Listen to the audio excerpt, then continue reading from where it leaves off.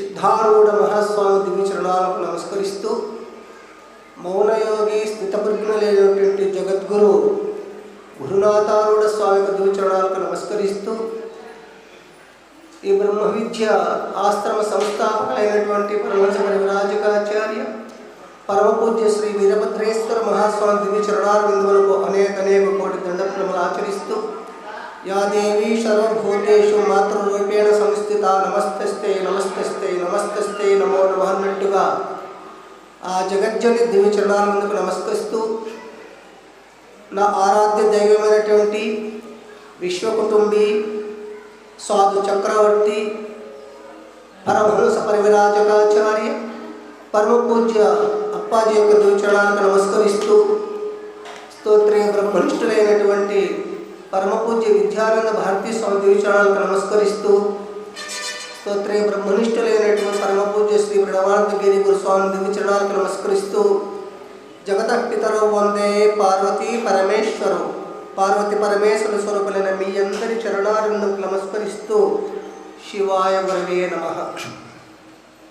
పరమ పవిత్రమైనటువంటి పౌర్ణమి సంధ్యా సమయంలో జగత్తుకు ఆధారమైనటువంటి జగద్గురు శంకరాచార్య విరచితమైనటువంటి వివేక చూడమణిలో ప్రప్రథమ శ్లోకములో జగద్గురువు ఈ జగత్తులో దుర్లభమైనటువంటివి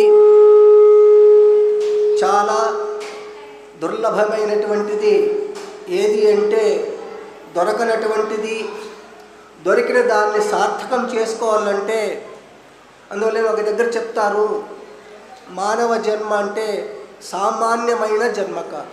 అందుకే ఈ జన్మ కడు దుర్లభమురా సా జన్మ సద్గురుని సాకారమనరా ఈ జన్మ మిక దుర్లభమురా.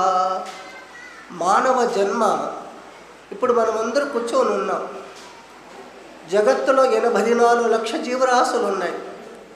మృగములు, పక్షులు, క్రిములు వీటికి ఏమీ లేదు. ఆహార నిద్ర భయమైతున్నది. ఈ 3 గుణాలు మాత్రమే, 4 గుణాలు మాత్రమే ఉన్నాయి. మరి మానవ జన్మ ఎందుకు ఇంత ఉత్కృష్టమైన జన్మ? అట్టి దుర్లభమైనటువంటి జన్మను ఎన్ని జన్మాల పుణ్యం చేసింటే ఆ పుణ్య పరిపాకమే దుర్లభం అన్నాడు. అక్కడ కడు దుర్లభం అన్నాడు. మన దగ్గర బంగారు ఉన్నది. ఆ బంగారు కానీ డబ్బును కానీ మనం సద్వినియోగం చేసుకుంటే మనకి సంపద విలయమవుతుంటుంది. అట్లాగనే దుర్లభమైన బట్టి మానవ జన్మ వచ్చినందుకు చూడండి 84 లక్షల జీవరాశుల్లో పశువులకు, పక్షులకు, క్రిములకు, కీటకములకు ఎక్కడైనా గురువు ఉన్నట్టుగా దాఖలా ఉన్నదంటే లేదు. కేవలం మానవునికి ఒక్కటే ఎందుకు గురువు దుర్లభమైనటువంటి గురువు అవసరం వచ్చిందంటే పశుపక్షాదులే, క్రిమి కీటకాదికి, మృగములకు వెన్నెముక అడ్డంగా ఉంటుంది. కేవలం మానవునికి మాత్రమే నిఠారుగా ఉంటుంది. కనుక జ్ఞానంలో ద్వాపరం శాంతి. ఈ జన్మలోనే ఇప్పుడే ఇక్కడే సద్గురు సన్నిధిలోనే మానవ జన్మ సార్థకం చేసుకోవచ్చు.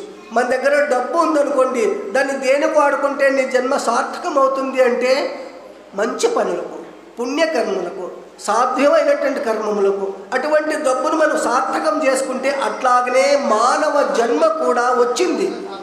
వచ్చినటువంటి మానవ జన్మ ఎక్కడికి వెళ్తే ఇది భవ్యమవుతుందంటే సద్గురు చరణారవిందములను ఆశ్రయించిన జన్మయే మహా దుర్లభమైన జన్మ. ఎవరైతే సద్గురు పరమాత్మను ఆశ్రయిస్తారో అందువలనే మనుష్యత్వం, ముముక్షత్వం, మహాపురుష సంశ్రయ. నరుడు నారాయణ కావాలంటే భర్గో నారాయణ హరి. నిత్యమైనటువంటిది, సత్యమైనటువంటిది, వ్యాపకమైనటువంటిది, అంతటా ఉన్నటువంటి ఆ పరమాత్మ నీ స్వరూపము నీవను తింటూ, నీవను వేరిస్తూ, నీ మధ్యస్థం ఉండి నీ జన్మను రహిత్యం చేయడానికి మరలా తల్లి గర్భములో ప్రవేశించుకోకుండా ఉండాలంటే ఎవరిని ఆశ్రయించాలి? అప్పుడే మానవ జన్మ ఉత్కృష్టత అవుతుంది, మానవ జన్మ విశేషమవుతుంది. జన్మ ఎత్తినందుకు నువ్వు ఎవరిని ఆశ్రయించాలి? జగత్తులో మానవులు అందరూ ఉన్నారు. కానీ ఎప్పుడు మానవ జన్మ సార్థకం అవుతుంది అంటే మధ్యస్థంగా ముముక్షత్వం ఉంది. ఆ నీ స్వరూప స్థితిని తెలుసుకోవాలంటే అందుకే చెప్తాడు భర్గో నారాయణ హరి. సద్గురు పరమాత్మ నీవల తింటూ నీవల వివరిస్తూ నీ మధ్యస్థం ఉండి మరలా తల్లి గర్భంలో ప్రవేశించుకోకుండా ఉండాలంటే జగద్గురు లాంటి సద్గురుది మనం ఎన్ని జన్మల పుణ్యం చేసుకున్నామో. మాతృహృదయులు, దయామయులు, సత్యస్వరూపులు, అవతార పురుషులు, వాళ్ళని చూడడమే మహాపుణ్యం, వాళ్ళ దర్శనం చేయడమే మహాపుణ్యం, వాళ్ళ సన్నిధిలో ఉండడమే జన్మ సార్థకం. దీనికి నా పుణ్యం ఇంకెక్కడ లేదు. ఎక్కడో ఏడుకొండల్లో పోతే పుణ్యం కాదు. అక్కడ మాట్లాడే పరమాత్మ ఎక్కడున్నాడంటే మన ఎదుటినే ఉన్నాడు.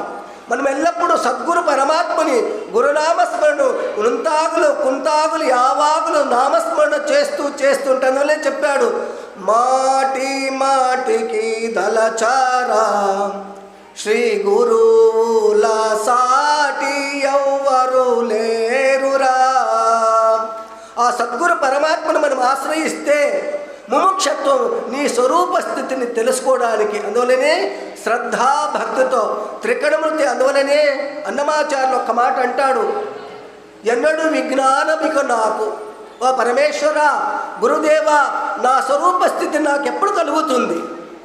చెవి చెప్తే వినదు, కన్ను చెప్తే వినదు, నోరు చెప్తే వినదు, ఒకదానికొకటి విరుద్ధంగా ఉన్నది. ఎన్నడూ విజ్ఞానమిక నాకు విన్నపమిదే శ్రీ వెంకటేశ. అప్పుడు స్వామి చెప్తూ అన్నమాచార్యులు చెప్తాడు, ఈ ఇంద్రియ జోలకు వెళ్ళవద్దు, సర్వ శరణాగతిగా ఎప్పుడైతే సద్గురు పరమాత్మునికి త్రికరణ శుద్ధితో శరణాగతనవుతావో అప్పుడే నీ స్వరూప స్థితి వస్తుంది. కనుకనే సద్గురు పరమాత్మను ఆశ్రయించి మనం ముముక్షత్వాన్ని పొంది మానవ జన్మ సార్థకం చేసుకుందామంటూ ఇటువంటి భక్తిని శక్తిని సద్గురు పరమాత్మ నాకును మీకు నుంచి సదా రక్షించుగాక అంటూ ఈ రెండు భక్తి పుష్పములు సద్గురుదేవుని దివ్యచరణాలు సమర్పిస్తూ హర నమ పార్వతీపతి హర మహాదేవ.